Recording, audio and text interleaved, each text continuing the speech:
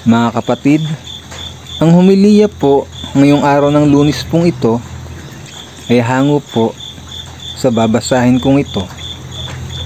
Mateo, Kapitulo 5, versikulo 1 hanggang 12.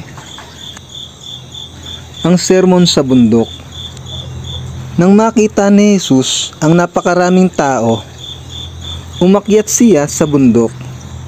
Pagkaupo niya, lumapit ang kanyang mga alagad, at sila'y tinuruan niya. Ang mga mapapalad. Mapalad ang mga taong walang inaasahan kundi ang Diyos, sapagkat mapapabilang sila sa kaharian ng langit. Mapalad ang mga nagdadalamhati, sapagkat aaliwin sila ng Diyos. Mapalad ang mga mapagpakumbaba, sapagkat mamanahin nila ang daigdig.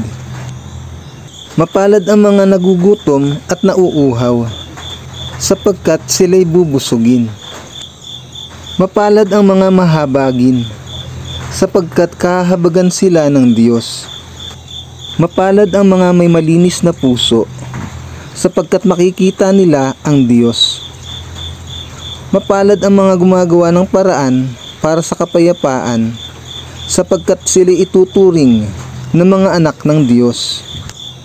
Mapalad ang mga inuusig ng dahil sa kanilang pagsunod sa kalooban ng Diyos, sapagkat mapapabilang sila sa kaharian ng langit.